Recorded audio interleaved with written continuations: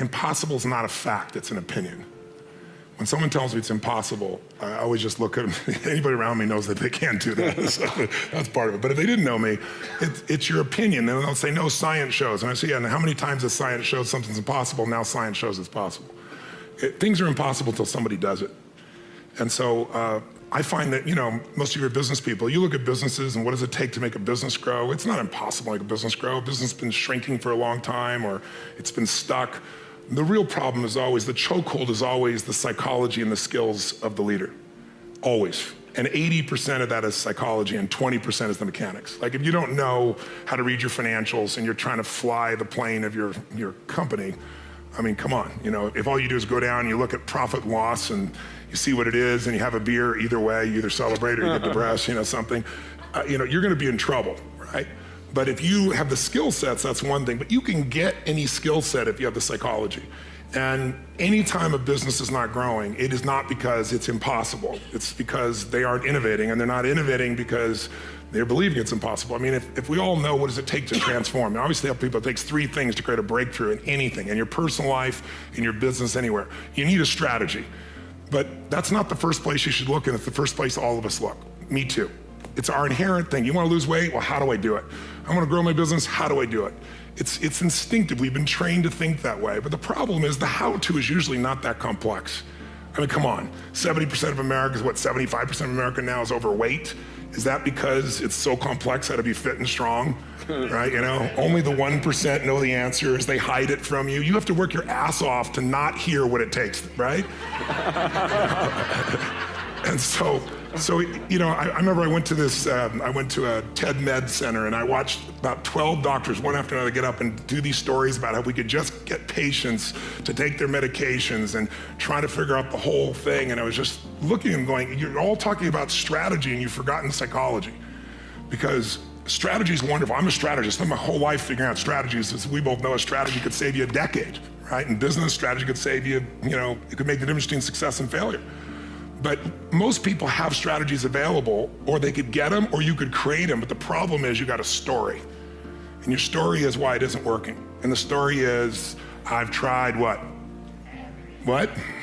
Everything. If you tried everything, you'd be fit, right? If you tried everything, you'd be profitable. If you tried everything, you'd be there. But people say it, I'm big boned. That's what I used to say. I'm still big boned, but I'm 38 pounds lighter than I was 25 years ago, and I've never gained it back, right? When I was big boned, that was my story. All the good ones are gone. That's why I'm not in a relationship. Or they're gay and I'm not, or I'm gay and they are, or whatever the story is. There's always a story. And what I tell people is, if you can just divorce the story of your limitation and marry the truth of your unlimited capacity, then the whole game changes. I was a born entrepreneur. I exited my mother's womb. When I was 8 years old, I was delivering papers door to door, knocking on doors, expanding the paper route. When I was 12 years old, I was shoveling driveways after snowstorms in New York. Yep. Make $20 a driveway after a big snowstorm. I hit it big for the first time when I was 16, selling ices on the beach, blanket to blanket to blanket. Wow. And that's how it started. And after that, I was hiring people to come work. I had 12-year-old kids selling puka shell necklaces for me. My mother was buttering bagels in the morning, and that was really the way I always was moving towards life. Looking at 16. I was just always wanted to make money. If you own a business, and I would assume a lot of your viewers are business owners or getting started in business, no matter how good you are in business, think about this. The one universal rule that idiots in finance know is diversification. It's the only free lunch. You got to diversify. Because if you put all your eggs in one basket, no matter how good the basket is, one day that real estate market, that stock market, that bond market, that collectibles market, whatever you invest in, Ray Dalio showed me statistically, it'll drop 50 to 70% on a day. Now, if you're later in life when that happens, it's over for you. Right. So you have to diversify, and yet most people, they know real estate, so they do it, or they know stocks, so they do it, or they grew up with their parents flipping things, and it's the wrong thing to do. Mm-hmm. So you've got to diversify in order for you to be able to truly succeed, and that's why when you own a business, if you put all your money in your business, which is what most of us do naturally, a lot of risk. You put all your eggs in one basket, and there's things that can happen. I mean, let's say you spent 20 years and you figured out how to put together the ultimate map, and you remember Garmin came out with this thing called a TomTom. I don't know if you remember, you used to put on your, are you old enough to remember that? You used to put on your phone? Or you used to put on your dash? Cost $100. It was a breakthrough.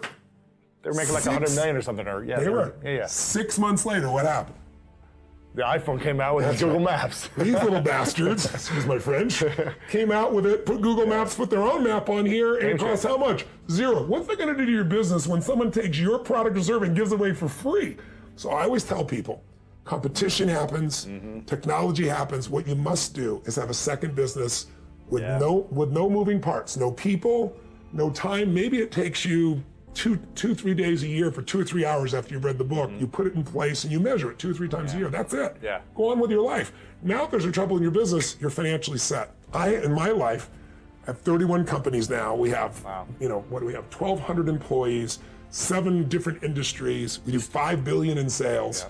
I mean, that used to be, me and my seminar business. It's grown geometrically. Wow. But with all those moving parts, the only way I've been able to succeed is because I've taken every one of those businesses and I've diversified my assets so that when things were in trouble, I still have enough economics to take care of myself and keep the business going. So everybody needs to create a money machine that works while you sleep, that doesn't have moving parts, and that's what this is really about. Enough. Like, living by somebody else's rules is a humongous mistake. I've just literally sat down with 5 people under the age of 27, and it's so refreshing. It is so refreshing. If you have not jumped on the bandwagon of doing exactly what the you want to do, which is skiing for the next 3 years, or working at a job that's not what your parents want or what society wants, this video is just called Enough. Enough. Make this little 1-2 minute video, depends on when I finish, the piece of content that gets you to stand up and take life by its throat. Do something. Stop being scared. Stop letting the way you were raised, the fear as an offense, take that away. Let me be the person. I'll take the blame. I loved that some of my employees are like, my parents don't love what you're saying. Good. Parents, because if you are playing defense and if you are living a life where your kids' lives are the way you're being fulfilled, you're a loser, parents. And so enough parents imposing their way. You want your kids to be happy on your terms. Enough the kid that's sitting right now at a desk and saw this in a feed and you hate your job. Enough. Stand up, get the out of here, and do you. Live your life. You got one life. Do something about it. Most people have a belief about what their real potential is no matter what you tell them. And that affects how much action they take. And of course that affects the result. And then ironically, that result reinforces their belief. And then that belief affects it. So I'll give you an example. Let's say a person has unlimited potential, we all agree. But they take little action, little results. Why? Because they have to start with a problem with their belief. They don't believe it's really going to happen for me. Maybe for Frank Kearns because he's got the cool hair and stuff, or maybe it's for you because you're so driven, but it's not me. Maybe Tony Robbins because he's a freak, got these big teeth. Whatever their thought process is, right? They got this thing, right? But what happens is, if you believe that there's very little potential, how much action are you going to take? Nothing, little. And when you take little potential with a little action, what kind of results do you get? Lousy little results. And when you get little results, what does that do to your belief? You go, see, I told you this was a waste of time, told you this wouldn't work. And then what happens? You tap even less potential. You take even less action. You get even worse results, and your belief gets even weaker. And this sucker feeds on itself until you are in a downward spiral. It's poisonous. It's poisonous and it's self-fulfilling. Now, what if something could happen that could come along and fill you with a sense of absolute certainty? Not like I believe, but where you know. In you guys' case, mine as well, we knew because we had to. Because we burned the boats. There was no other option. We had to find a way. We weren't going to live that way. We all did it in different ways and for different reasons, but in essence, that was it. If you get yourself in a state of certainty that this is going to work, I'm going to find a way, and if this doesn't work, I will make the way, then you tap a lot more potential. And when you're certain in your potential, you take massive action. When you take massive action, you really believe in something, you get great results. When you get great results, your brain goes, see, I told you I was a stud. I told you this thing would work out. Now you're even stronger. You tap more potential, take greater action, greater results. That's how you went from $300 in a week to $2,500 in 5 days to $100,000 in a month to $1 million in a day. Same thing with you. And we get momentum. That's why the rich get richer and the poor get poorer. Now some people go out and they go, well, I'm going to take a bunch of action. All right, I'm going to open this product. I'm going to try it. And they'll say to you, I even did it. But it's like a salesman who goes and knocks on the door, and he knocks on 100 doors and says, You don't want one of these, do you? Yeah, exactly right. You know? And even if he doesn't say it verbally, his face says it because he doesn't believe it's going to work. So his voice, his body, the execution is so weak. Maybe if he talks to 100 people, somebody's going to buy out of pity. They don't want his kids to starve, right? But he's not going to get the result. So the core difference in people is how do you produce certainty when the world isn't giving it to you? You go out and you try, in your case, you're 100,000 in debt and nothing's working. How do you keep yourself going? The way you did it, the way I did it, the way you're doing it, we may not have done it consciously, is we didn't change our potential, that was there. And it wasn't even taking more action. Taking more action with a belief it's not gonna work, it's not gonna change anything. We got results in our head that made us feel certain as if it had already happened. The reason people don't put themselves in a position to fail, the reason people aren't patient, is they value other people's opinions too much, which then dictates their behavior, which then gets into all of this. Is if you, don't hold on to it with the thought of in case it fails, because you just need to realize it's your scarlet letter. Literally the reason people are scared, always, is the outside force. Having a failing business and everyone's like, oh, see, you could never do, or whatever the cliche shit is, right? Yeah. It just doesn't matter. You know why? So that's one piece. Yeah. But they told me I couldn't do this. It'll never happen. And even if it didn't succeed, what? They're such better people? Like what, I'm such a better person than other people because I can build a business? That's bullshit. What are the trade-offs that you would consider like, we work our asses off, we do a lot of stuff, but this is what we had to sacrifice in order to do it? If you think of it that way. I think if you think of it as a sacrifice, then you're going to build frustration or resentment. I really don't. If you think it's a sacrifice, you shouldn't do it. I think the challenge is that most people have this illusion about life-work balance. And I think that's if you're going to accomplish anything, it's what people are laughing because it's bullshit, right? What's true is life-work integration. So I was just in 7 countries, 21 days, but who's with me is my family, who's with me is my friends, and I've done well enough to have a plane and bedrooms and all that kind of cool stuff makes it. But when I didn't, we huffed it together. And beginning days it was coach and dragging ourselves around, but I thought it was great for my kids to have schooling, but I thought an education was more valuable, and traveling the earth was a part of that. But we're in the middle of this crazy schedule, but it's not work, it's a mission. When it's work, it's that. I always ask people, I said, how would you describe what you do? And people, I say, is it work, is it career, or is it mission? And most people, of course, say it's work, and that's exactly what it is. It's heavy. If it's your career, it gives you something more. If it's your mission, it doesn't wear you out. It brings energy to you. It's fulfilling. And if you can tie your mission in with the people that you love, it's pretty cool. There's some people in this room, they're my friends. I see Dean here in the front row here, and it's like we're all on this mission, and we find time to connect and be with each other and have a blast with each other, but we're sharing about things that matter. I'm not a person to go to a party and go in the corner and chit chat. It's like, you want to talk about something deep? Let's rock. You don't? let me go home and be with my family. Let me go do something fun, some of that nature. If you can combine your mission with your family, combine your mission with some of your friends, then you're going to accomplish 1,000,000 times more. But if you think it's a sacrifice, don't do it, because then all you're doing is you're going to have resentment later on or frustration later on, and then you really aren't contributing because you're trading off. You're not giving. I love the passion to win. The problem is you tried to close on the first move. You brought them no value and you asked them to bring you value. I will stand up here and give a load of value and never mention one time for any of them to follow me, and a lot more of them will follow me than are gonna follow that bullshit move that you just did.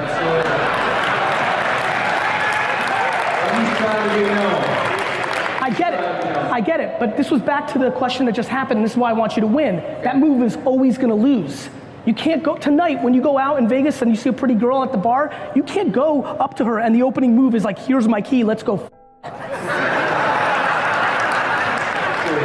But that's what you just did. Let him hold it. But that's what you just did to this audience with business. Because this is an industry where it's kind of like dog eat dog world. So why are you succeeding and giving all your secrets away at the same time? Because doing the right thing is the right thing. Karma is practical.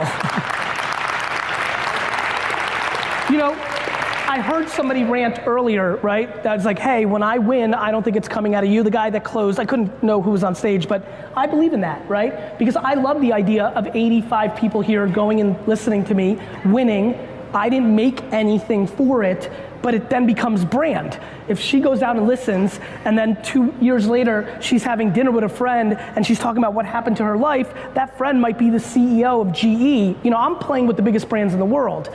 I'm not trying to monetize my audience. I'm trying to just bring the most value in the world and let that lift all my other opportunities. So I think giving away your best secrets is the greatest strategy for 2 reasons. Karma is practical and leads to more business, but here's the secret, and it's even funnier. 99% of these people are not gonna do anything about it.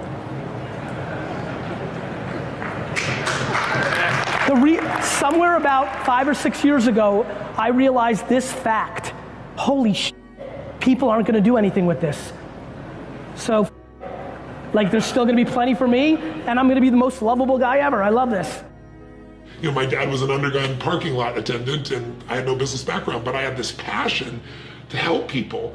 And then I was this artist, like a lot of the dentists out there, and I wanted to do this beautiful work, but I realized again, boy, if I don't learn how to market and innovate, all these ideas are just gonna die with me. And so I developed those skills, and once I learned how to do that, how to do more for a client than anybody else, how to add more value, how to get obsessed about everything you can do for these people, when you do that, you don't have satisfied customers. Satisfied customers go away. You have raving fans, and raving fans stay. And raving fans tell everybody else, and raving fans are what build your brand and what grow you. So those things allowed me to grow in my educational business, and then I just applied those to other businesses. You weren't born into a rich family. You're the wrong skin tone. You're this, you're that. I get it. But we got the at bat. You won the lotto. You won it. You've got the at bat. Do something with it, especially now. Your grandparents didn't have this. The internet is crazy. It just is.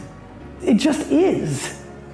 And so, why do you think everybody's getting outed now? Because 3 old white guys don't control the media anymore.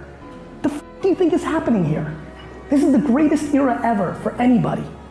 The market, the platform is the internet. This is unbelievable, unprecedented times. We will look back at this 200 years from now like these f***ers had a good opportunity. This is buying real estate. Do you know somebody bought the land that we're on right now for $1 at one point? That's what's happening with us on the internet. The attention of the end consumer is cheap right now. You can grab it around whatever the f you want to be about, and it doesn't cost you anything other than your time. And so many of you are complaining, but then are too fancy to put in the 15 hours a day to get it. I got no respect for that. I got no respect for anybody who complains and isn't putting in the work. Because it's an excuse to not do. There is ridiculous confusion in the system. I am winning and will win at all time levels. Get ready, you will tell your grandkids that you once saw me live. I mean that. And by the way, it's not because, by the way, real quick, because I don't want claps for that, I need you to understand how I think about that. It's not because I think I'm fancy or great. I think it's because I'm very calm and simple about one simple, tiny thing. Underpriced attention. It's so grossly underpriced. I'm asking you, let me tell you the story about MTV. When MTV came out in the early to mid 80s, how many people remember when MTV was launched? When MTV was launched, the biggest bands in the world got together for a dinner that one of their managers told me about and decided that they would not make music videos for MTV because that was giving away music for free. That why would we spend money to make a video, put it on MTV, when that's giving people the music for free and they will not go out and buy the record. At the same token, up and coming artists, Madonna, Duran Duran, and on, understood that it was where all the attention of the youth was, and it was a gateway drug to the sale. They understood that MTV was a jab, not the right hook. Facebook and Instagram at this second is the most underpriced scaled jab in the history of marketing, except for one other moment. From 2001 to 2005, Google AdWords was a ridiculously underpriced jab. How many people here took advantage of Google 2001 to 2005? Raise your hands. So for you, you really know. That's how I did it. Wine Library had no money, but when you're buying people who want to buy wine for 5 and 10 cents a click, it works out real fast when it's that underpriced. One company during that time acted the way I'm aspiring to act right now as Gary Vaynerchuk on social media. One company from 2001 to 2005 spent enough to justify how underpriced it was. That company was a small book company called Amazon. Amazon, as you all know now, is the company of our world. It will win everything. It hasn't even begun. Literally, the only thing that will stop Amazon is antitrust government involvement. Otherwise, it will destroy everything. It got its fuel from Google 2001 to 2005. That occurrence is happening right now on Facebook and Instagram, and we're not squeezing the juice out of that fruit anywhere close. At least we have picked up the fruit. I'm not going to spend much time on work, and don't look shocked. It's not that I don't think it's tremendously important, because it is. We've got to accept responsibility. We've got to accept the fact that we've got to perform. And as I tell the kids all over America today, now's the best time you'll ever have in life to get ahead. Now's the most opportune time in America that it has ever been to get ahead. Here's what I say. If you show up for work on time, and stay there until the appointed departure time. If you do what they pay you to do, and then they pay you, then nobody owes anybody anything. Now, if you want a raise, get there a few minutes early. Ask for extra things to do. Be cheerful and positive and optimistic and helpful. Don't goof off and try to get out of work. Deliberately seek the boss to find extra work, and then I will absolutely guarantee you a raise in short order. Now, your current employer might not be the one to give you the raise. But somebody down the street's going to see what you're doing, and they're going to say, that's the boy I want working for me. That's the girl I want working for me, because he or she are doing more than they're paid to do. That's the way you get a raise. Oh, don't misunderstand, you got to work. You can't be like this old boy down home. And you're going to find out earlier there are an awful lot of old boys down home. Somebody, at least there were when I was down there, somebody asked him how long he'd been working for his company, and he said, ever since they threatened to fire me. So that's about the size of it, yeah? But here's what we've discovered. If you got a good self-image, if you have your goals set in life, if you've got the right mental attitude, nobody has to tell you, go to work. That just follows naturally. So this is what we're going to work on, and you got to have a desire to succeed. You can't just casually want the good things in life. It's got to become a passion for you. Your dream has got to be more than just an idle thought. You got to be willing to build a foundation under it, and that's for sure. Now, we're going to be taking these steps, and quite obviously, ladies and gentlemen, I believe that these steps are what is necessary. But let me identify to you what one of the major problems in America is. One of the problems is, you see, we have said to people, all of these things are available. We've shown them the big homes, the big cars, the swimming pools, the jet set, the style of living that a lot of people say, yeah, I'd kind of like that. And then on the other side of the ledger, we have said everybody not only can get these things, but everybody deserves these things. America is a rich and affluent land, and everybody can get them. Then we have another segment of society that says that crime is caused by poverty. With one segment saying, you deserve these things and you ought to have them, and another segment saying that crime is caused by poverty, we subliminally, subconsciously plant a thought. Don't wait to get it, go get it right now. There has never been a definitive study that establishes any correlation between crime and poverty.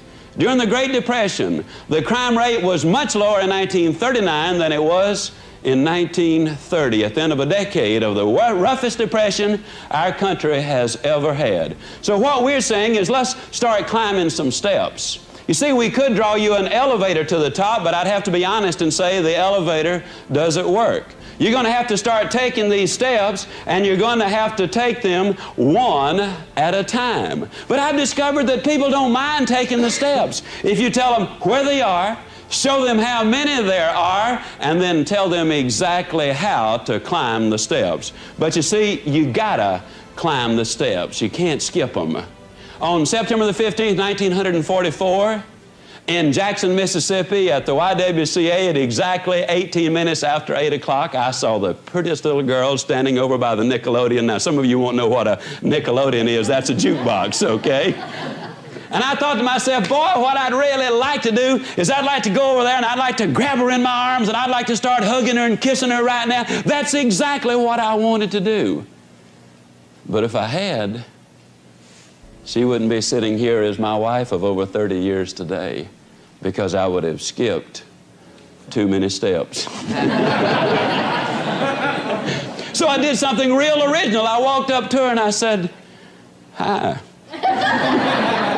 And she said, hi. And the first thing you know, since it was a dance, there we were, a little YWCA dance, and we were dancing. And I got her telephone number that night, and we had a lot of telephone calls. And then one day I said, hey, we ought to be going out. And she said, okay. So we had a date. Then we had another one and another one. And then, you know, it wasn't but 2 years and 2 months and 11 days and 1 hour later that she became my very own. But we took some steps along the way. I don't care how bright you are in school, you cannot move from 2 times 2 equals 4 into analytical geometry. You got to take some steps. Now, the mistake a lot of people make is they get on one step and sit there. You know, that's not what I'm talking about either. What I'm talking about is taking these steps, and then you will get these. I'm getting more and more intrigued by mindset, because I used to think of it as fluffy, like self-help, and now I think of it more as strategy. What's your strategy in life? Somebody asked me on Instagram after I posted this, Gary, if the mindset has been skewed, how can you bring it back? And I answered with, by surrounding yourself with people who have the mindset you aspire to. My friends, please understand that mindset is controllable in the same way that all our opinions are controllable. The key is to add more people with optimism and cut people with negativity. It's very, very simple. Now, it's very hard to cut people with pessimism, cynicism, and negativity when they are the people that are the closest to you, parents, siblings, spouse.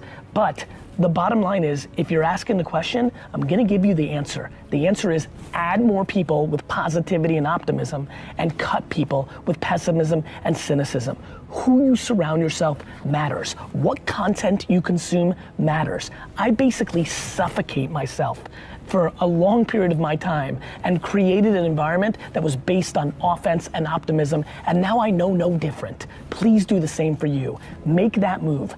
Mold, and I mean mold, your mindset by what you consume and with whom you consume it. A couple of years ago, Laurie Majors, my executive assistant, got a phone call from a lady in Birmingham, Alabama. At the end of the conversation, she said, Zig, she said, I believe this woman thinks she's got an impossible problem, but I believe you can solve that problem with her in just a few minutes if you will spend that time with her. I said, well, Laurie, tell her to meet me backstage. I'll get there about 10 minutes early. My schedule was such that was about all I had. Well, I got there, and I was on backstage behind the curtain on one side. She spotted me from the other side, and as she walked across the stage, I have never seen as much anger in a human being in my life as I saw in her. She almost started crying when she saw me. She said, oh, I'm just so glad to see you. I got this horrible job. I hate it. I hate everything about it. I hate everybody down there. I mean, you talking about negative nails, she was it. She said, can you help me? Now, understand, I've only got about 10 minutes. So I looked at her, and one thing I have learned, I don't do counseling, but I talk with a lot of people who do, in psychology, psychiatry, and the ministry. And they tell me that everybody who comes to you with a problem are not necessarily looking for a solution. I couldn't understand that for a long time. Why do they bring you a problem if they don't want to solve it? Well, I can tell you why. They want to tell you about it, you about it, you about it, you about it, and you about it. And if you foul up the deal and solve the problem, they can't tell you again, you again.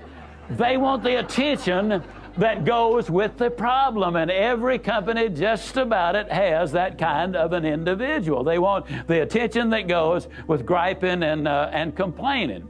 Well, I looked at the lady, and it wasn't unkindly, but firmly I said to her, yes, and you know, ma'am, I'm afraid your problem is about to get worse. She said, what do you mean? I said, I believe they're going to fire you. She was stunned. I couldn't have stunned her more if I'd hit her in the face with a bucket of ice water. She said, fire me? Why on earth would they fire me? The inflection in her voice clearly said, they're the bad guys, I'm the good guy. Why don't they fire them and keep me? Have you ever noticed that people who are the problem never recognize that they are? They're in complete denial. They think denial is just a river in Egypt. Why would they fire me? I said, ma'am, I don't believe there's a company in America big enough to contain this much poison in one small spot. Have you ever noticed that when somebody is about to lose something they've been complaining about, whether it's a car, a home, a mate, a job, or whatever, when all of a sudden it appears they're going to lose them, it takes on brand new value. She looked at me and said, well, what can I do?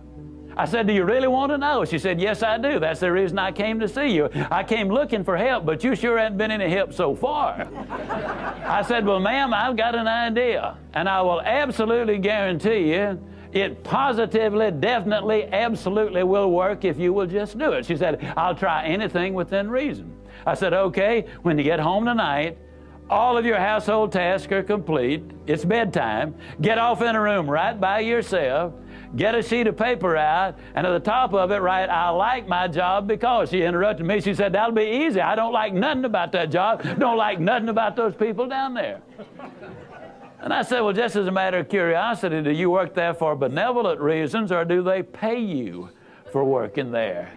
She said, well, I got to confess, they pay me. And I said, and you don't like to be paid? Oh, she said, yes, I do. I said, okay, tell you what you do. Open your notebook right now. We'll start our list of the things you like about your job. They pay you for working there, and you do like it, don't you? She said, absolutely. But she just stood there. I said, no, open your notebook now, and we'll get busy on the list. She just stood there. I said, ma'am, let me tell you what my experience in life has been. I've discovered that in 100% of the cases, no exceptions, people who won't take step number one never take step number two.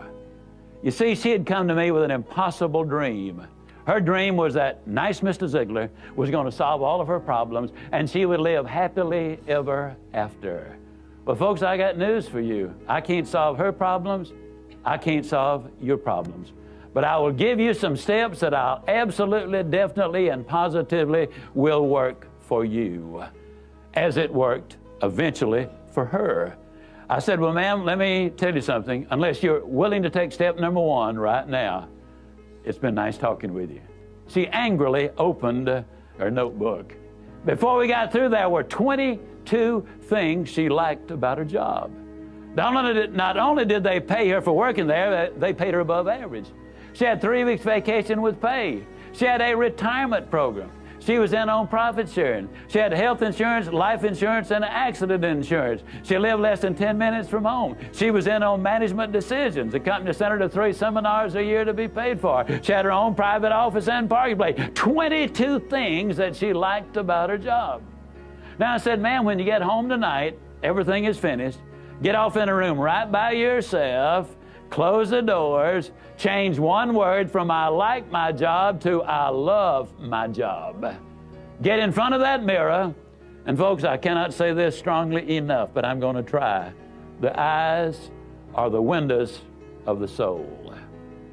Look yourself in the eye, and with excitement and enthusiasm, say, I love my job because they pay me for working there. I love my job because they pay me above average for working there. I love my job because they have a wonderful insurance program. I love my job before every one of the statements. You will sleep better that night. You see, there's something hidden in what I'm saying to you now. When she says, I like my job, she's really saying, I'm grateful for my job. And of all of the emotions we can have, according to Hans Selye, the #1 stress specialist in America, the healthiest of all human emotions is gratitude. I said, you go down that list. I like my job. I love my job, rather. That is a way of gratitude. You'll sleep better the first night. Tomorrow morning, when you get up, get back in front of the mirror just before you go to work. Get back in front of the mirror and repeat the process again with excitement and enthusiasm. I love my job because, and take the list with you. Because the reality is, you see, you will have started to change from a fault finder to a good finder. Some people do really find fault like there's a reward for it. They really do. Take the list with you, and you will be able to add to that list, absolutely guaranteed. Do this every morning and every night, and you will have an astonishing recovery from this advanced case of stinking thinking. Now, I didn't say that to her, but I'm saying it to you. That's what it was. It was an advanced case of stinking thinking. Well, 6 weeks later, I was back in Birmingham, Alabama.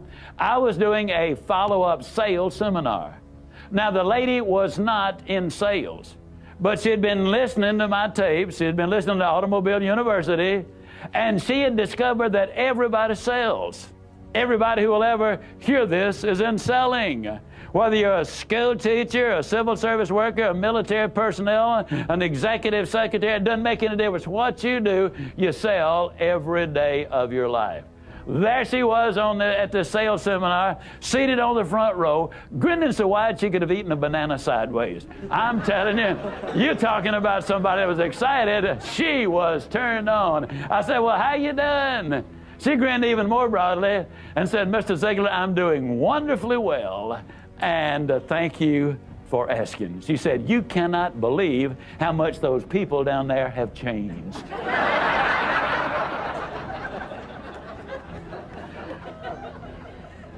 I got to lay it on the line, folks. You're not going to change anybody else till you change you. Everything really does begin with you. Now, you see, the unfortunate thing, this lady had been raised in a very negative environment. First, her parents had told her that she'd never amount to anything. They said, you know, you're always late, you're always sloppy, why can't you be like your brother or your sister or whatever? When she got married, her husband had continued it, and so her self-talk had become completely negative.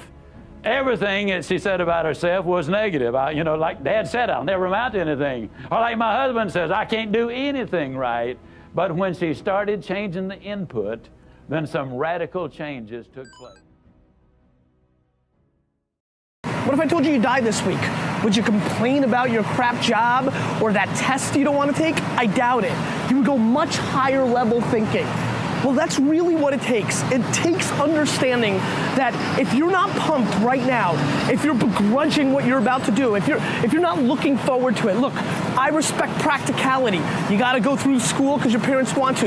You got to pay your rent. You got student loans. I get it. But please recognize the world we're living in. We're living in a world where there's so much more opportunity. This internet thing created way more opportunity for all of us. Way more. I mean, look, you might not even be alive. Like, your mom and dad could have had sex like 3 minutes later and you wouldn't even exist and you're complaining. You could have ended up being a bus, a tree. I just don't get the mentality of being head down sad on a Monday morning. I'm gonna make Monday morning my bitch. I'm gonna make you Saturday Monday morning. That's what I wanna do every morning, and that's what I want from you. Please, take a step back and think about how awesome it actually is. And then recognize that you can attack the world in a totally different way because you were lucky enough to be born during this era. The only thing you have to believe in right now is that humans are capable of learning.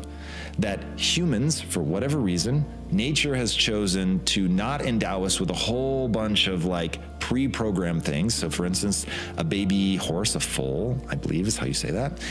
When they're born, they can already walk. Literally, boom, they come out and they're walking and all is well, because that's all hardwired into them. But a horse is a horse is a horse, and they're gonna stay a horse, and that's that. And you're never gonna find a horse reading Chaucer, just not gonna happen. So that's, all those decisions are pre-wired. Humans, on the other hand, come out, they cannot take care of themselves. They're a lump of flesh. They basically know how to suckle, and that's sort of the extent of it. But now humans have the ability to go in all these crazy different directions, and they can learn to become an astrophysicist, they can learn to become a carpenter, a doctor, an astronaut. Like, the number of directions that humans can go in is crazy. The amount of what was once known as junk DNA, we now know as epigenetic signaling. The way that we can respond in all these different directions to our environment, to the things that we choose to focus our energies on is truly unique to humans, is just absolutely astonishing. So understanding that that's baked into the human animal is the ability to learn and go in any direction. So once you realize that humans are adaptation machines, that we can learn anything, now it's like, okay, whatever you want to do, you can do it as long as you're willing to pay that price. I'm not saying that it's not going to be hard. It is going to be very, very hard. I'm just saying that it is doable and that you will receive a return on investment in your energies. And that's what people need to know and believe to the core of their being, that my time in this direction will be rewarded. Now, here's where people themselves up.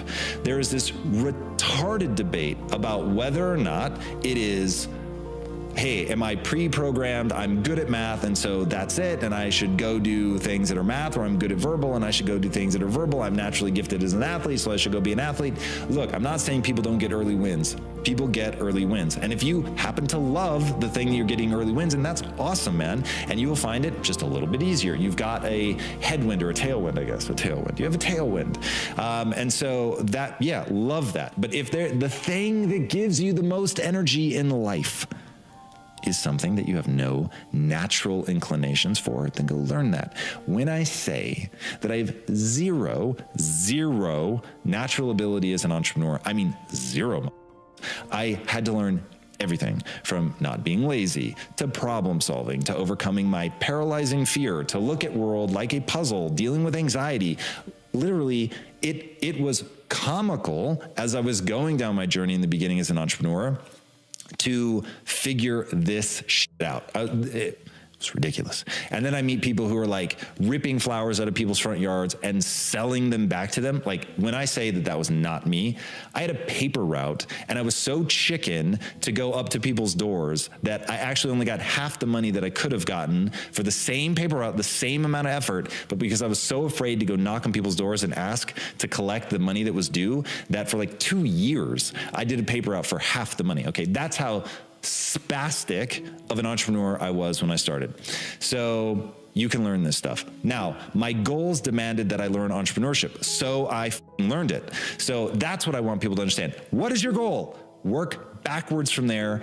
If it lines up with what you're naturally good at, that's amazing and congratulations. But there are going to be times where it doesn't line up, and you've just got to either change your goal or recognize that I'm going to have to figure these things out. Getting more and more intrigued by mindset, because I used to think of it as fluffy, like self-help, and now I think of it more as strategy. What's your strategy in life? Somebody asked me on Instagram after I posted this, Gary, if the mindset has been skewed, how can you bring it back? And I answered with, by surrounding yourself with people who have the mindset you aspire to. My friends, please understand that mindset is controllable in the same way that all our opinions are controllable. The key is to add more people with optimism and cut people with negativity. It's very, very simple. Now, it's very hard to cut people with pessimism, cynicism, and negativity when they are the people that are the closest to you, parents, siblings, spouse. But the bottom line is, if you're asking the question, I'm gonna give you the answer. The answer is add more people with positivity and optimism and cut people with pessimism and cynicism. Who you surround yourself matters. What content you consume matters. I basically suffocate myself for a long period of my time and created an environment that was based on offense and optimism, and now I know no different. Please do the same for you. Make that move. Mold, and I mean mold, your mindset by what you consume and with whom you consume it. I'm the kind of person that believes you should always make decisions with your heart and soul. You can use your brain for math. You can use your brain to look at the fine print in a contract, but when it comes to the actual feel of the decision, you always want to go inward and check it against your heart and soul. How do you do that? Here's the simple test. Does the decision that you're about to make expand you, expand your future, or expand the possibilities of your life? If the answer is yes, then the decision is yes, no matter how terrifying it is. If you conversely look at the choice that you have to make and the decision will shrink you, will silence you, will inhibit you in some way, then the answer is no. No matter how easy the decision is, no matter how safe the decision is, the answer is no. Now, one of the things I want to point out that when you start to use this, does it expand or does it shrink me? Does it open possibilities or does it keep things closed? Does it raise my voice or does it silence me, right?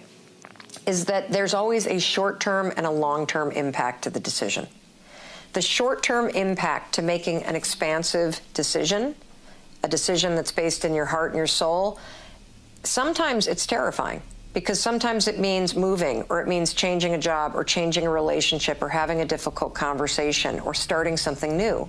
And those sorts of things are always uncomfortable. So brace for impact, put the force fields up, but make the decision anyway. Because the long-term impact of making a decision from your heart and soul, that is where the best life comes from. Because you're living for what's true for you, not what's safe in the moment. Find a situation where you can be in the room with masters of a craft.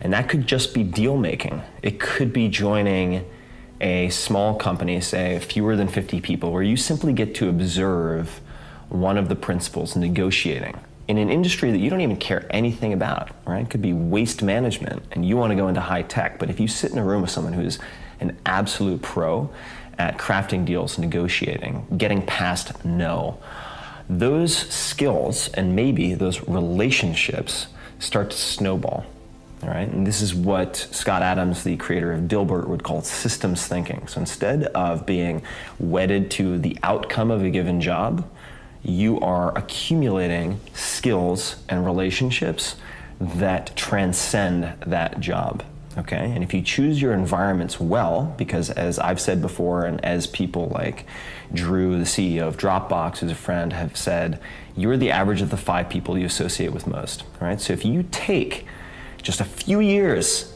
have the patience, a few years to really develop core competencies that allow you to craft your own reality and life, negotiation, deal making, getting past no, etc., learning how to pitch, how to get someone's attention in 30 seconds so that you can then create the desire and ultimately ask for some type of action. Once you develop those, then you can really just create the map for the next decade and the next several decades. So that would be it. It would be learn before you earn, and it's never too late to do that. So I don't care if you're coming out of college, coming out of high school, 30, 40, whatever it is. Systems thinking, focus on the skills and relationships first, and then you can just create a blank check for how much money you want to make, if that is your goal.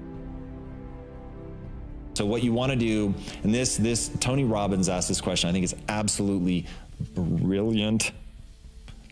How is the worst thing that ever happened to me the best thing that ever happened to me? So in your circumstance, how is being in a chaotic home life the best thing ever? Now I'll give you one example off the top of my head, and this is exactly why I play first-person shooters.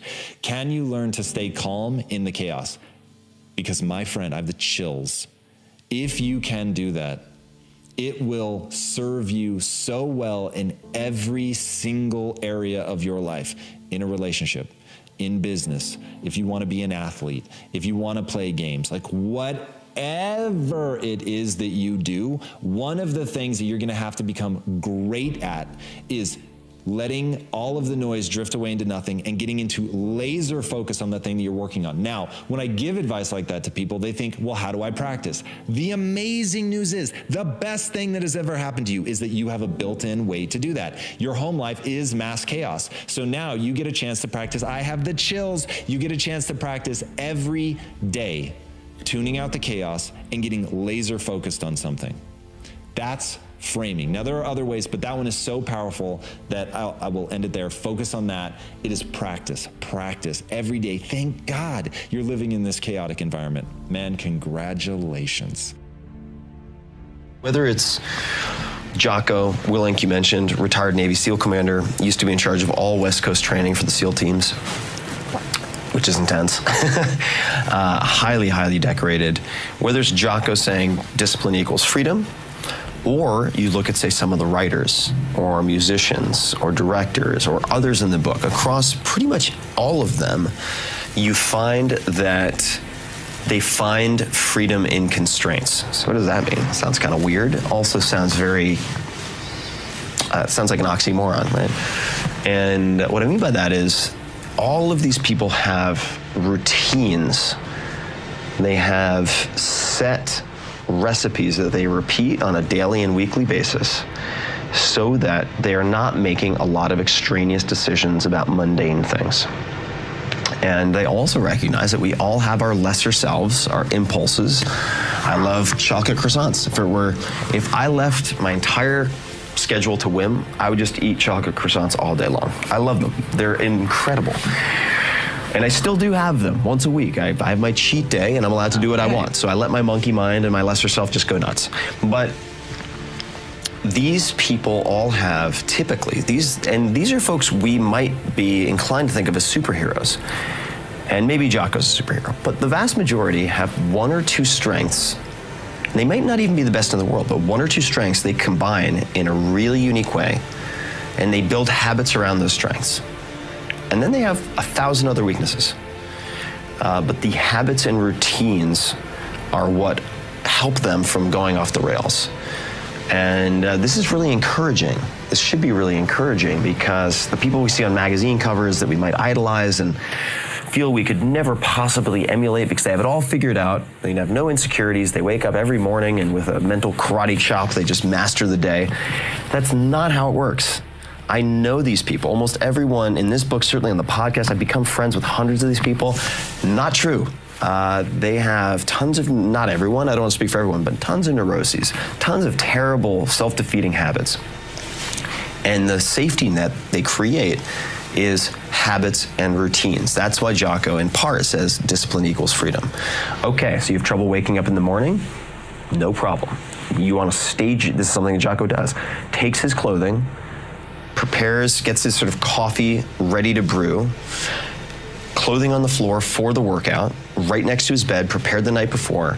So there are no decisions, there are no opportunities to make mistakes between him opening his eyes and Jocko working out. And you find this across everybody.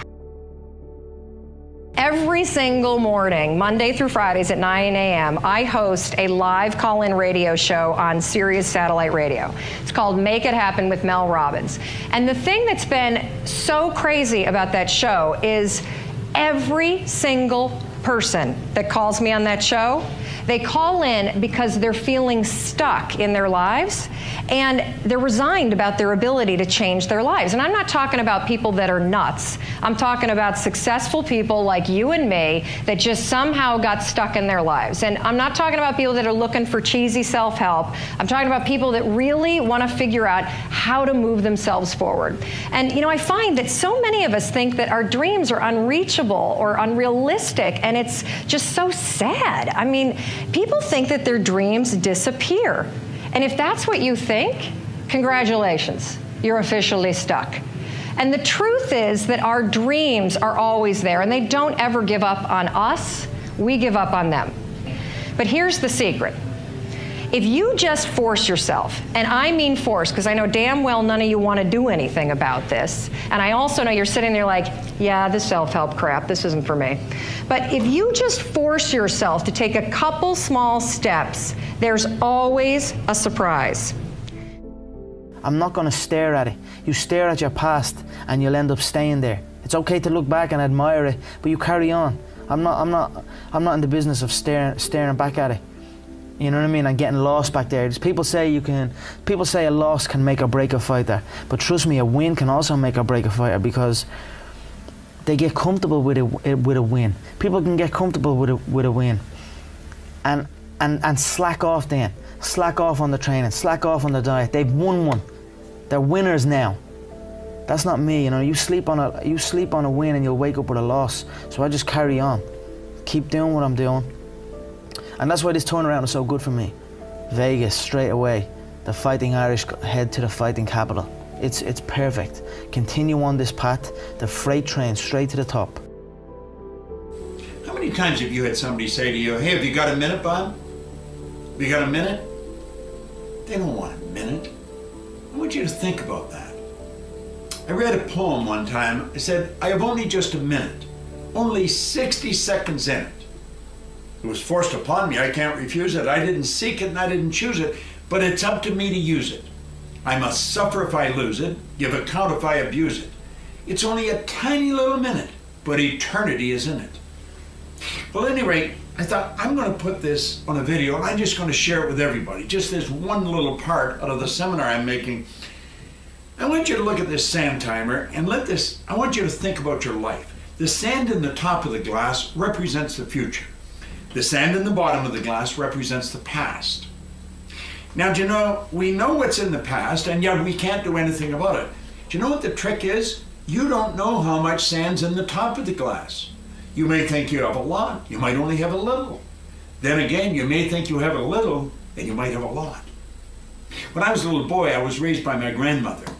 And I don't know, when I was a little gaffer, she was probably 60, but as long as I could remember, Grandma would say, I'll soon be gone, dear, I'll soon be gone. Well, you know, we loved her. She was really an angel of God, but we thought she was never going to go. She lived to be 94 for 30-some years.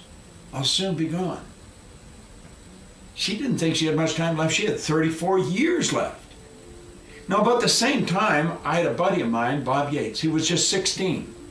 And bang, he ran into the abutment of a bridge and his life was snuffed out. If you had asked him a half hour before how much sand he had left, he would have said at least a half a century. He didn't have a half an hour. See, the trick is we don't know how much sand we have left. The future, we don't know. The past, it's gone. Now, the only thing you can deal with is what's right here, right now. And if you look, the sand is always moving. Now, think of this. You see, I was working on that, and then I was working on a graph I've got here on my computer, and I'm thinking of the time somebody said, hey, have you got a minute? Well, they don't really want a minute. Do you know if you're earning $50,000 a year, a minute's 42 cents? A half hour is $12.50. If we take that ahead a bit, if you're earning $80,000 a year, a minute's 67 cents. Half hour is $20. If you're earning $150,000 a year, got a minute? It costs you $1.25 a minute. A half hour is $37.50. So you see, if somebody said, you want to stop for a cup of coffee? Well, if you're earning $250,000 a year, a minute is $2.08. Half hour is $62.50. And then, of course, you got the coffee to pay for on top of that. So you see, the point is this. This is all we've got right here, right now. We don't know how much we have left in the future, but we do know what we've got now. And I have found the people that win are the people who make up their mind. They're not going to waste the minutes. They're going to be productive. They're going to make it happen every minute. Failure is part of life. I mean, the difference for me, though, is I look at failure as a stepping stone to success. It's a speed bump. I know I'm going to fail, but it's not failure if you learn something. And so, gosh, I've made so many mistakes. I've screwed so many things up, but every time I do, it just becomes a way for me to explain to someone else what it takes. You know, it's like, here's what I've done. I think I have the ability to influence people because I talk about my failures. I talk about all the things that mess me up, but I show people that I didn't let it stop me, and you don't let it stop you. And I think that's really the secret in that area. And if everything you touch was successful, you probably won't be able to relate to people as much. No, you'll be relate, and also it's be total bullshit, and everyone knows it's bullshit. And also you'd be bored silly. Right. I mean, think about it. If you just said, I want this and it happened, I want this and it happened, you know, people don't value what they don't fight for. You know, it's like you see kids sometimes, your parents will say, you're not going to value this if you don't work for it. And your kid going, I'll value it, just give it to me, right? But it's true. Yeah. You know, the things we've worked the hardest for, we value the most. Yeah. So I think, you know, the purpose of a goal is not getting it anyway. The purpose of a goal, you know, is who you become. Who you become is going to make you happy or it's going to make you sad. Yeah. So I'm not looking for an effortless approach. My thinking is so superior, and my knowledge is so positive, and my logic is so wise until it clashes with their mentality, which is down here and I'm up there. So by me being so high, I can see more and see farther than you. And you're looking up at me saying, Ali, don't do it. Ali, please stop me when it hurts. And you're on a job making 60, 70 pounds a week, or whoever this guy is. Never been out of the country, not known in his own neighborhood. Ali, don't do it. But I'm at such a high level until I don't think like you. I'm not like you. I know I say you, I mean the other person. But you know why they say that. I mean, it's for the best possible reasons, though. They fear and they are wary. It looks dangerous to them. That's but it's right. not really that dangerous to me. Where most people go, they get into an endless loop of self-punishment, which is totally ineffective. But if you don't learn to punish yourself, you will never get where you want to go. Now, that needs to pale in comparison to the amount of time that you reward yourself. Now you need to earn that reward.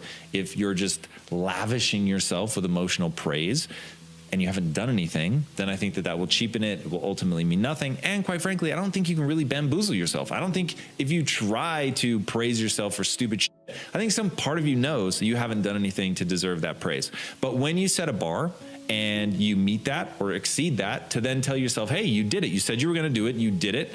And that is worthy of praise. And getting good at praising yourself is incredibly important. And I think that most people have a very hard time doing both. Most people don't know how to effectively praise themselves. They don't know how to get themselves, first of all, to do things that are praiseworthy. And then when they do, they don't take the time to emotionally reward themselves, meaning you actually have to feel it. It can't just be intellectual. You've got to actually feel that. And the same with punishment. If you say you're going to do something, even if nobody's watching, and you don't do it, then you need to emotionally punish yourself. None of you will ever know whether I actually get out of bed in 10 minutes or less or not. But I say I do all the time. But every time I miss it, even if I miss it by seconds, I just gave myself the chills. Even if I miss it by seconds, I will punish myself for that. Because I said I was going to do it and I didn't do it. So the fact that nobody's watching is utterly irrelevant to me. It has everything to do with myself. Now, the reason that this is important, the reason that I think that people need to do this is because that's how you shape your behavior. So, like water, over time can create the Grand Canyon, or you can take a polishing rock and shape stones. You can shape your personality. You can certainly shape your identity and shape your behaviors if you learn how to reward and punish yourself. I know a lot of people don't want to hear that. That is the truth of the human condition. It's hard changing your life. It was hard when just over 3 years ago in the Penobscot building in Detroit, Michigan, where I was operating my business, and I fell on some hard times. And I was sleeping in my office. It was hard coming into the lobby, and the security said, "Excuse me, Mr. Brown, can we see you for a moment?" And I said, "Yes." And I walked up to the counter, and he gave me an envelope. And he said, "Would you mind reading it here?" And I opened the envelope, and the envelope was from management that said, "This is an office tower. It's not a hotel. Please do not sleep in your office." And I said, "Excuse me, sir." I said, "I just work long hours in creating my business. I'm an entrepreneur. And right now, things are bad for me. But they're not going to be this way always. And I just asked for the opportunity to continue to operate like I'm doing. I'm not trying to make this my home." And it was hard coming through the lobby. And sometimes they would laugh. There's a guy talking about becoming successful. And look at him. He's bathing in the bathroom upstairs on the 21st floor. He sleeps on the floor. Him and 2 other dreamers up there. Look at him. It was hard, ladies and gentlemen, coming to speak to people. And I was facing financial difficulties in my own life. I was behind on my bills and my dreams, and I'm saying to them, you can live your dream. It was hard, ladies and gentlemen. It was very difficult to pick myself up each day believing that I could do it. There were times that I doubted myself. I said, "God, why is this happening to me? I'm just trying to take care of my children and my mother. I'm not trying to steal or rob from anybody. Why did this have to happen to me? It was very hard. And here's what I want to say to you. For those of you that have experienced some hardships, don't give up on your dream. No one could have convinced me by holding on, by continuing to push forward, by continuing to run toward my dream, that one day I would have my own talk show. It's a long shot, ladies and gentlemen, from Liberty City, an abandoned building on a floor, never knowing my mother or father. It's a long shot. Being here with you today in this dome in Atlanta, it's a long shot. No college training, labeled educable, mentally retarded, but I kept running toward my dream.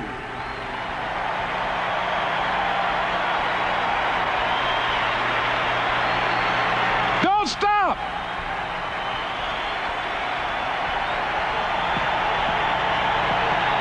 Don't stop.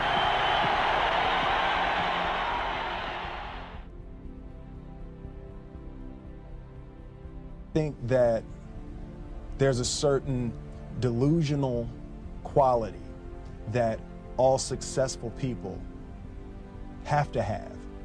You have to believe that something different than what has happened for the last 50 million years of history. You have to believe that something different can happen. Yeah, it's almost a kind of innocence. Absolutely. In other words, if you knew how difficult it was, you would have never gone down that path. Absolutely. You know, if somebody had said to Ali, no one can beat this guy. He's this much stronger, he's this much bigger, he's got that much bigger punch than you do. And he believed that, he would have said, you got to have an innocence that somehow. Absolutely. You know, I think that's a huge part of me. Because, and I say to my friends all the time, and we laugh about it, I truly, honestly, as I sit here before you right now, as honestly as I can say it to you, I truly believe that I could be the president if I wanted to. And as bizarre as that may sound to people that have traveled the path before me and to people who actually know how difficult it is, foolish Will Smith honestly believes it's sitting here. It's very difficult to start companies and quite painful. I think that's important to bear in mind. I don't know if that's probably not encouraging. Let me put it this way: if you need inspiring words, don't do it.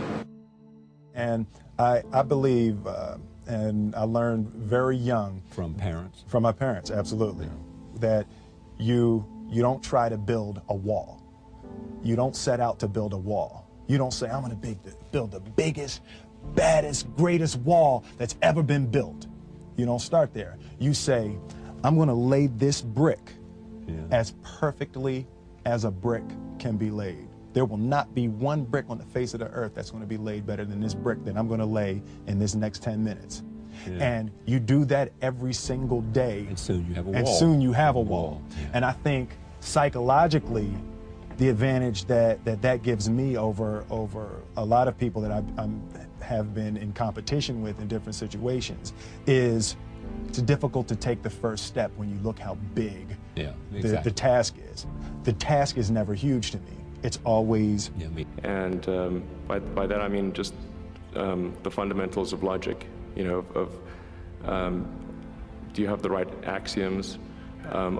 Are they relevant? And are you making the right conclusions based on those axioms?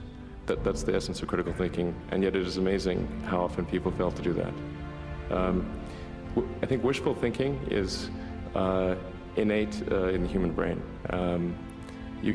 You want things to be the way you wish them to be, and so you tend to filter information that you shouldn't filter. That's the most common flaw that I see. This will be the biggest upset since Sonny Liston, and I think it is befitting that I go out of boxing just like I came in, defeating a big, bad monster that nobody could destroy. A hard punch. I'm the underdog. If he hits me, I'm in trouble, like the Sonny Liston fight. But I came back and I shook the world and I got Liston. Now it's 10 years since Sonny Liston. I'm meeting another big, bad, strong monster knockout artist that beats everybody. Sonny Liston knocked out Patterson twice, and I was supposed to fall, but he didn't knock me out because he could hit hard, but he couldn't find nothing to hit. George Foreman knocked out Ken Norton, knocked out Joe Frazier. True, I didn't knock him out, but I'm so fast, I'm so hard hit, I'm so scientific. I'm a total different man from Frazier and Norton. Listen, David, when I meet this man, if you think the world was surprised when Nixon resigned, wait till I whip Foreman's behind. I'm telling you, David, I'm down to 215 pounds. Right now, I sat here weighing 215. I'm fighting weight already. I usually train 6 weeks for fight. I've trained 4 months for fight. I'm chopping trees. I've done something special. I've wrestled with an alligator. I've tussled with I believe you totally. I believe you completely. I have tussled with a whale. I done handcuffed lightning, throw thunder in jail. Now, you know I'm bad. Only last week, I murdered a rock, injured a stone, hospitalized a brick. I'm so mean, I make medicine sick. As strange as change can be, there were times when it was hard to imagine that my life would be what it is today. Especially the time when my son and I were living in that bathroom. Maybe you remember that scene in the movie. There was a highly polished sheet metal piece over a sink. It wasn't a mirror, but it served as a mirror. And I had to wash myself in that baby every day, wash my baby in that sink, and I had to ask myself some very predictable questions. What happened? Why did this happen? Why did that happen? But the most difficult question I had to get through was, how did I get here? And the answer was even more brutal. The answer was, I drove here. I had something to do with it. You can't change something until you own it. So if you're 50 plus and you're sitting out there and pointing fingers at other people, you can do that for a long time. But it's hard to look in the mirror and say, how did I get here? And have the answer be, I drove here. I had something to do with it. It's uncomfortable to admit that, well, I made some bad decisions. I made some investments I shouldn't have made. I had something to do with it. When that man sold me that house for no money down, I should have told him what he could do with that house. Huh? When I signed that adjustable rate mortgage, we all know these things only adjust upwards. No one's ever going to call you and say, guess what? You're going to pay less for your money in your house next year. Ain't going to happen. So the idea of I drove here is empowering, because the other side of it is, if I drove here, that means I can drive out of here. I have to own it. In that bathroom, I finally had to understand what my mama used to say to me, when she would say, boy, the cavalry is not coming. Ain't no backup. I was 28 years old when that part of my life happened. Change was coming fast. And you know what? Change is everywhere, all the time. Social change, technological change, and the most potent of all, personal change. The most urgent question today is not so much as what are my values and who are we? The urgent question in these times of constant change is, how exactly are you going to navigate these new realities? Put another way, what are you going to do? What fascinates me about human beings, and it fascinates me about myself, is that we have such a high tolerance for suckiness. Isn't it crazy? As long as the suckiness is a routine. But the second you get thrown out of your routine, or the second that, whether it's because you lose a job, or somebody moves, or somebody dies, or somebody breaks up with you, or you break, like, all of a sudden, that awakens the courage in you to make a change. Because, you know, either you have no choice, or now you got a problem to solve. Yeah. But fighting that inertia of life is the most difficult thing in the world. I ended up getting a job with a law firm because it was the path of least resistance. In Boston. In Boston. I hated it because I went from being in the courtroom to writing briefs all day. Got it. And luckily I got pregnant with our first daughter, who just is starting college, which makes me feel so ancient. I just want to like punch myself in the face that I have a 18-year-old freshman in college. Congratulations. Thank you. But I got pregnant with her, and when she was born, I had horrific postpartum depression. Wow. I mean, the really scary kind, where you can't be alone with the baby. You're on crazy meds that turn you, not the kind you take recreationally. Yeah. Like, these are the kind that like turn you into a zombie. And it was a really scary thing. And I when I kind of came out of the 8-week trance of that, I looked up at Chris and said, I've made a decision. And he said, okay, what would that be? And I said, I don't ever want to answer the question, what do you do for a living? With the response, I'm a lawyer. And he said, okay. You realize we've just bought this house and we have a kid and we have bills to pay. And he said, so here's the deal. You've got exactly 4 weeks before your maternity leave is over. You need to make $60,000. I don't care what you do for a living. That's your problem. Go solve it. And the night before I was supposed to, so I networked like a crazy person. Because again, if you're a human being with a problem, you'll solve it. Yeah. And so if it matters enough to you. And so I got a job, and this was the first dot-com boom in Boston. I got a job the night before I was supposed to go back. I'm the kind of person that believes you should always make decisions with your heart and soul. You can use your brain for math. You can use your brain to look at the fine print in a contract, but when it comes to the actual feel of the decision, you always want to go inward and check it against your heart and soul. How do you do that? Here's the simple test. Does the decision that you're about to make expand you, expand your future, or expand the possibilities of your life? If the answer is yes, then the decision is yes, no matter how terrifying it is. If you conversely look at the choice that you have to make, and the decision will shrink you, will silence you, will inhibit you in some way, then the answer is no. No matter how easy the decision is, no matter how safe the decision is, the answer is no. Now, one of the things I want to point out that when you start to use this, does it expand or does it shrink me? Does it open possibilities or does it keep things closed? Does it raise my voice or does it silence me, right? Is that there's always a short-term and a long-term impact to the decision. The short-term impact to making an expansive decision, a decision that's based in your heart and your soul, sometimes it's terrifying because sometimes it means moving or it means changing a job or changing a relationship or having a difficult conversation or starting something new. And those sorts of things are always uncomfortable. So brace for impact, put the force fields up, but make the decision anyway. Because the long-term impact of making a decision from your heart and soul, that is where the best life comes from. Because you're living for what's true for you, not what's safe in the moment. I believe that passion is another word for energy. That's it. What do you have energy for? What energizes you? And that we naturally have a tremendous amount of body wisdom about that.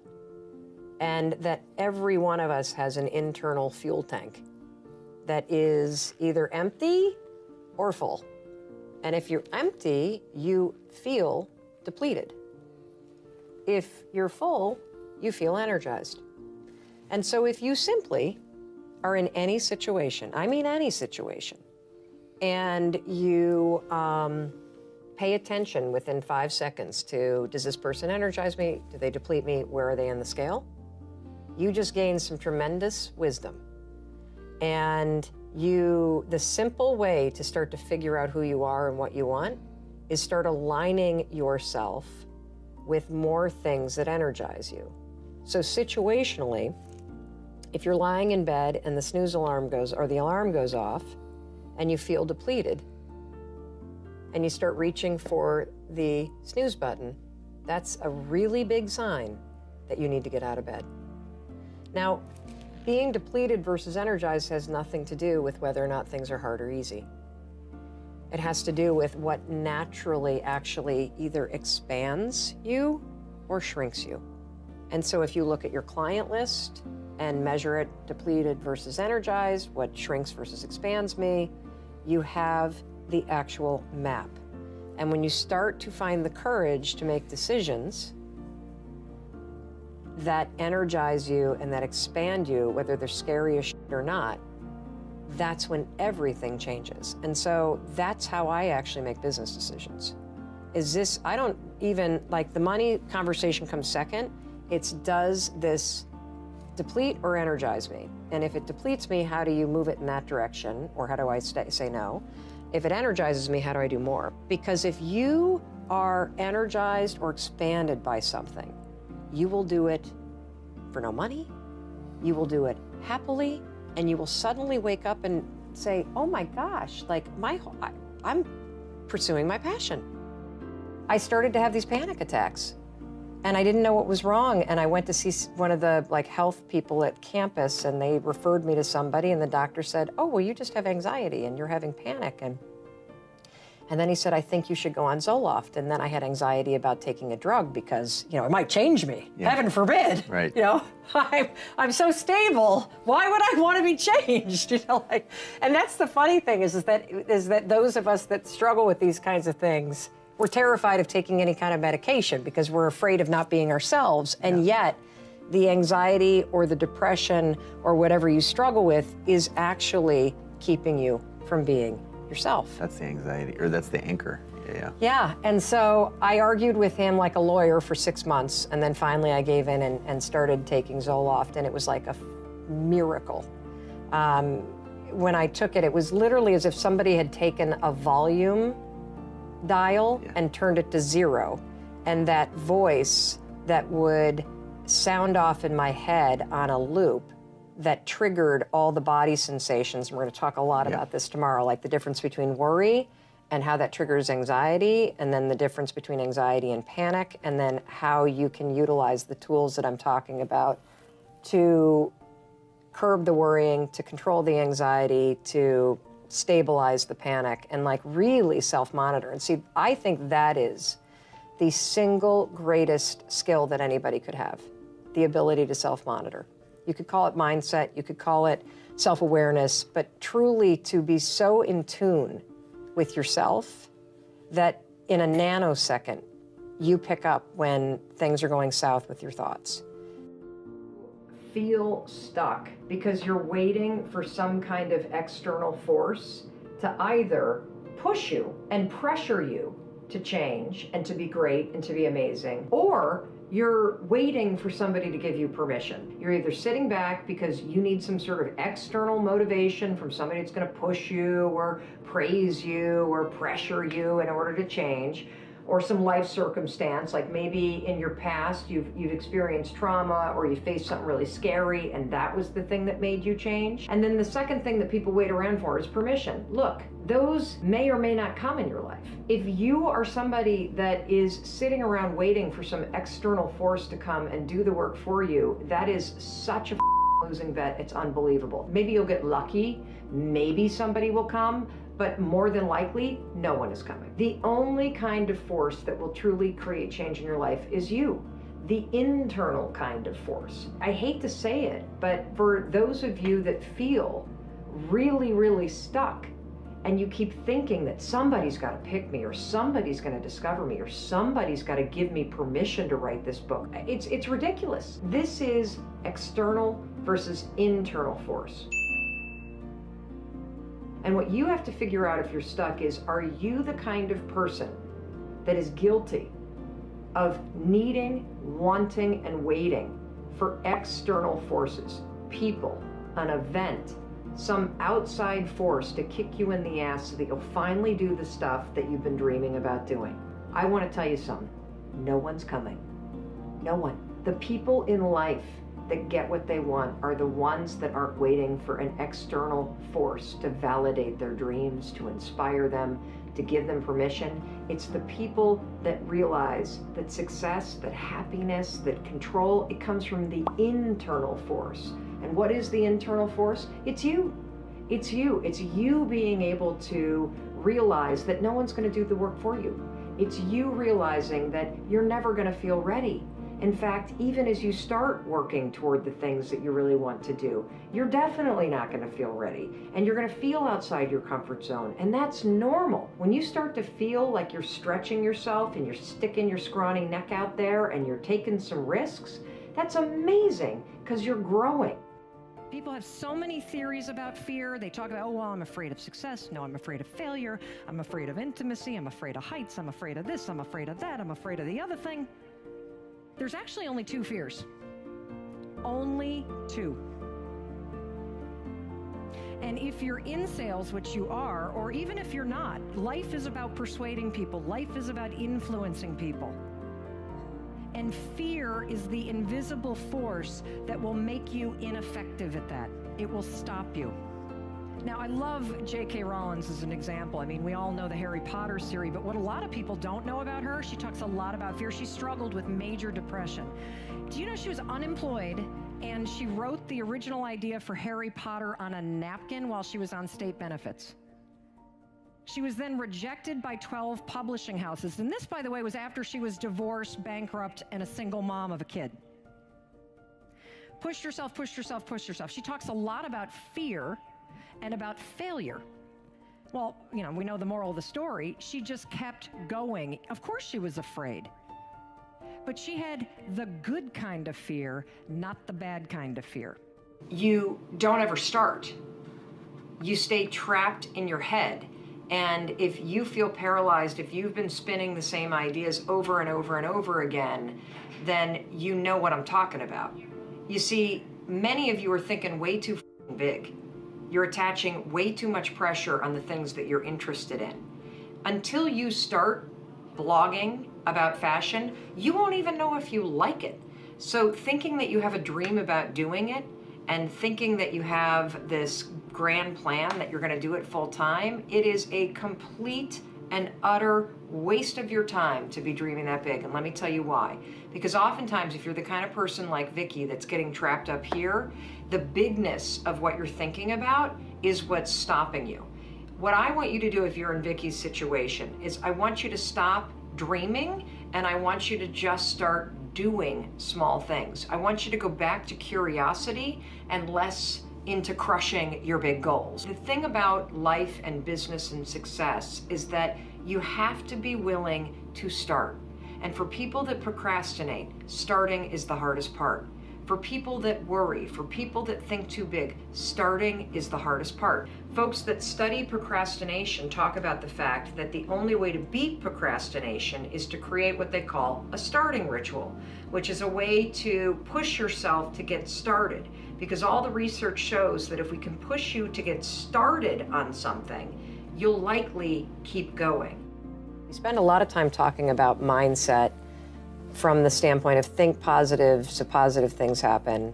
And I do believe in having a positive mindset, obviously. I think that the actions that you take are way more important in terms of developing that mindset. But we don't spend enough time on what you were just talking about, which is understanding how the automatic nature of worrying about stuff all day long, how that is making you less money, how it is making you less happy, how it is disconnecting you from your spouse, how it is keeping you unhealthy, and how it is a habit that robs you of joy and opportunity and power. And it is one of the easiest habits to break. Number one, your life happens in 5-second windows. Number two, in 5 seconds, you can control what you think, you can decide what you're going to do, and you can change absolutely anything, which changes absolutely everything. And so the 5-second rule is a mind trick. That's all that it is. A fancy way to call it is it's a form of metacognition, but it's basically a hack. It's a cheat code. Okay. And the way that it works, and this is the challenge with getting it out there, is that it sounds so profoundly stupid, like a gimmick, that it took a while for people to actually take it seriously. I get that. And to really stack up the science to make, anybody that interacts with it go, holy shit, like, this actually works. Yeah.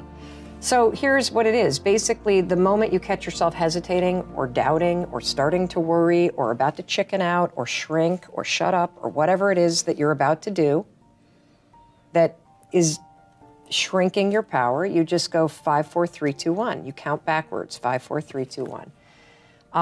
What happens when you do that? Don't do it out loud because it'll scare somebody, like a psycho. And I mean, 5, 4, 3, 2, 1. I'm talking. Yes, exactly. No. My turn. Yes, exactly. Although, you know, I say it's so simple that people This use is it a with their Saturday Night kids. Live skit in the making, right here. I Totally. can see this. I would love that because that means I've really made it. True. Your kids will use it on you. So my kids will use it on me. So if I have a certain tone that comes out, I'll hear my 12-year-old go 5, 4, 3. Watch that tone, Mom. You know, just or Mom, 5, 4, 3, 2, 1. I thought you were going to go to the gym. Yes. So by counting backwards, the kind of cheat code that you're doing in your mind is you are interrupting what are called habit loops that get encoded in the central part of your brain, and you are starting up the prefrontal cortex. It's a little trick that causes focus, and it's a lot like having a mantra because you're shifting gears, but the thing about having a mantra is, and I suppose that as you count backwards more and more and more, you become used to it, but it becomes a habit that triggers action. So what you do is go 5, 4, 3, 2, 1, cut off this part of the brain, awaken this part of the brain, and then move. And what happens with the counting backwards is there's nowhere to go after 1. And your mind is socialized in a countdown situation to go. Yep. And so counting up won't work because you can keep go going. forever. And you do it in many aspects of your life, so it's actually not something that requires any focus.